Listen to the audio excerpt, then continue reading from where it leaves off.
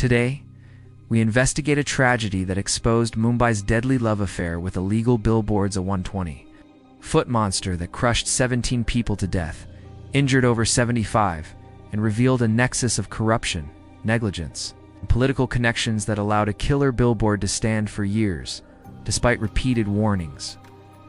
Picture this: May 13th, 2024, 4:30 p.m., Ghatkapar, Mumbai. A sudden dust storm sweeps across the Eastern Express Highway. People rush for shelter under a petrol pump canopy. Above them looms a billboard the size of an Olympic swimming pool, 120 feet by 120 feet. 3 times the legal limit, weighing hundreds of tons. It was supposed to withstand winds of 158 kilometers per hour. It could barely handle 49 kilometers per hour. The wind speed that day, 87 kilometers per hour. The billboard trembles, the metal groans, and then it collapses, crushing cars, smashing the petrol pump, burying 17 people alive. What follows is an investigation that reveals this wasn't an accident of nature, but a crime of greed. Illegal permissions, bribed officials, forged stability certificates, and a political nexus that allowed the owner Bhavesh Bind, a man with connections to railway police commissioners, to erect a death trap in plain sight. The billboard that collapsed in Ghatkapar wasn't just large, it was gargantuan. At 120 feet by 120 feet, it was 3 times the legal size permitted by Brihan Mame, by Municipal Corporation BMC rules, which limit hoardings to 40 by 40 feet. This made it so massive that it was listed in the Limca Book of Records as India's largest hoarding. But size wasn't its only problem. Virmata Jiabai Technological Institute VJTI investigation revealed it was built to withstand winds of only 49 kilometers per hour, far below the 158 kilometers per hour standard required for Mumbai's monsoon-prone climate. On May 13, 2024, when dust storms brought winds of 87 kilometers per hour, the billboard stood no chance. Collapsed onto a petrol pump on the Eastern Express Highway, crushing vehicles and people who had taken shelter from the storm. The death toll: 17 people killed, injured, over 75, many with permanent disabilities. The moment of collapse at 4:30 p.m., the sky turned dark as dust storms swept Mumbai. No commuters on the Eastern Express Highway pulled over, seeking shelter under the petrol pump canopy. Raju Sanoan, 52, was one of them. He had stopped his vehicle to wait out the storm. When the billboard collapsed, he was trapped under debris for hours before rescue teams pulled him out. He was rushed to Chem Hospital, where he fought for his life for 6 days before succumbing to his injuries on May 19th, becoming the 17th victim. The rescue operations lasted 66 hours, finally ending at 10:30 a.m. on May 16th. Firefighters, National Disaster Response Force NDRF teams, and local police worked around the clock, pulling bodies and survivors from the mangled metal. Among the dead were a couple whose bodies were pulled from a crushed car days after the collapse. Their families learned of their deaths only after DNA testing confirmed their identities. Within days, the Mumbai Crime Branch formed a 6-member special investigation team SIT to probe the collapse. What they uncovered was not an accident, but a crime of negligence and corruption.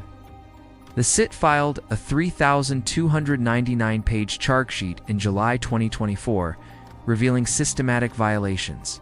The key findings: illegal permissions. The hoarding was erected on land lease to Government Railway Police, GRP. The GRP Commissioner Quasar Khalid allegedly awarded the contract to Ego Media Private Limited, owned by Bhavesh Bind, without a tender process. Ignored warnings. An excavator operator working on the foundation had warned that the soil was soft and required testing. Testing would have taken 15 days, but Bind and his team ignored the warning and proceeded without testing. Forged stability certificate. Structural engineer Manoj Sanghu, impaneled by BMC, issued a stability certificate without ever visiting the site. He admitted to police that Bind had kept him on a monthly payroll because he could not afford to pay him in one lump sum. Oversized structure. The hoarding was 120 by 120 feet, 3 times the legal limit. Bind had increased it from 40 by 40 to 80 by 80, then to 120 by 120, seeking Limca book recognition. Weak foundation, VJTI's forensic analysis found the foundation was inadequate, deficient, and the structure could only withstand 49 km per hour winds far below Mumbai's monsoon requirements. Bhavish Bain, 38, director of Ego Media, was arrested from Udaipur, Rajasthan. On May 16, 2024, he was charged with culpable homicide not amounting to murder and various other offenses. Bain's company had 7 bank accounts in different banks, through which crores had been transacted. Police seized documents from his residence revealing the extent of his advertising empire. But Bind wasn't just a businessman. He had political connections that allowed him to bypass regulations. The GRP commissioner who awarded him the contract, Quasar Khalid, was a senior IPS officer. After the collapse, Khalid was issued a show-cause notice and later suspended. The Anti-Corruption Bureau ACB got involved, adding Prevention of Corruption Act sections to the FIR. The investigation revealed a nexus between officials and the accused. Arshad Khan, an alleged business partner of Khalid's wife, took 84 lakh from Bind and deposited it in various accounts. Khan was also arrested, though he claimed it was payment for services. Jainhavi Marathi, former director of Ego Media, was also arrested. She had helped Bind establish the company and secure contracts. The CIT discovered that Khalid's role led to losses to the state exchequer and constituted offenses under the Prevention of Corruption Act. The act of God defense shattered. Bind's lawyers initially claimed the collapse was an act of God, unforeseeable natural disaster beyond human control. But VJTI's report demolished this defense, considering the withstand capability of the hoarding. It establishes that it was deliberate negligence on part of the persons concerned accused and not an act of God. The hoarding was so poorly constructed that it would have collapsed eventually, even without the storm.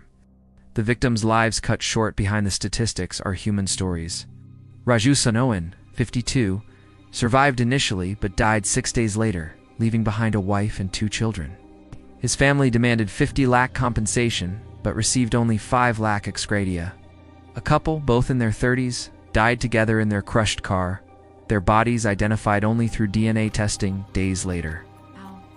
They had been married just 2 years. Vijay Kumar, 19, a commerce student, was crushed while seeking shelter from the storm. His parents had mortgaged their home to fund his education. Suman Singh, 65, an elderly woman returning from a doctor's appointment, was killed instantly when the billboard fell on her vehicle. Her son had to identify her body by her sari. The tragedy forced authorities into action. Since May 13, 2024, Maharashtra authorities have removed 109,387 illegal hoardings across the state. An audit of over 9,000 hoardings has been completed, leading to 51 prosecutions. The BMC implemented a new hoarding policy with stricter guidelines. But critics note, this should have happened before the tragedy, not after. The policy changes came too late for the 17 victims. 1 year later, scant justice. As of May 2025, 1 year after the collapse, scant justice has been delivered. Bhavesh, Bind, and other accused are out on bail. The trial has not yet concluded. Families of victims are still waiting for closure. The ex gratia payment of 5 lakh announced by Chief Minister Eknath Shinde has been paid to some families, but many report bureaucratic delays. The legal proceedings delayed accountability. The charge sheet filed by the CIT in July 2024 named 7 accused, including Bind, Khalid, Sanghu, and Marathi. They were charged under IPC sections 304 culpable homicide, 337 causing hurt, 338 grievous hurt, and relevant sections of the Prevention of Corruption Act. However, the trial has been delayed. Defense lawyers have filed multiple applications challenging the charges. Bind's lawyers argue the case is politically motivated. The Maharashtra government has accepted the Bhosale Committee report that recommended a new hoarding policy. But implementation remains slow, this systemic failure. Why this was allowed? The Ghatkapar collapse exposed systemic failures across multiple levels. BMC's regulatory failure, the Braham Mumbai Municipal Corporation failed to enforce its own rules, limiting hoardings to 40 by 40 feet. The oversized hoardings stood for years without action. GRP corruption, the government railway police awarded the contract without tender, bypassing proper procedures. Commissioner Khalid allegedly had financial ties to Bind. Engineering malpractice. Manoj Sanghu issued stability certificates without site visits, effectively selling his professional credibility. Political protection, Bine's connections allowed him to operate with impunity, ignoring warnings and regulations. Mumbai's outdoor advertising industry is worth 500 crore annually. Billboards generate massive revenue for politicians, officials, and advertisers.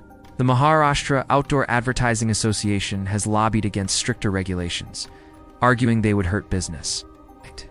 But the Ghatkopar tragedy proved that lax regulation costs lives.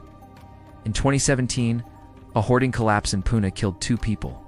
In 2019, a billboard fell in Mumbai's Dadar, injuring several, yet no comprehensive policy was implemented until after Ghatkopar. The Limca Book of Records listing gave Bine legitimacy, masking the danger. The ultimate question, the Ghatkopar hoarding collapse wasn't a natural disaster, it was a man-made catastrophe. It resulted from greed. Bine wanted the largest hoarding in India for profit and recognition. Corruption. Officials granted illegal permissions without due diligence. Negligence. Warnings about soft soil were ignored. Regulatory failure. BMC and GRP failed to enforce safety standards. Engineering malpractice. Professionals sold fake safety certificates. And the officials who granted permissions face murder charges instead of culpable homicide. Should there be criminal liability for engineers who issue fake stability certificates? And how many other killer hoardings still stand across India, waiting for the next storm? Share your thoughts in the comments below. If this exploration of the Ghatkopar hoarding collapse disturbed you, hit like, subscribe to Silent Conspiracy, and ring the bell. Till then, stay vigilant, and remember that sometimes the deadliest threats aren't natural disasters, but human greed wearing the mask of progress.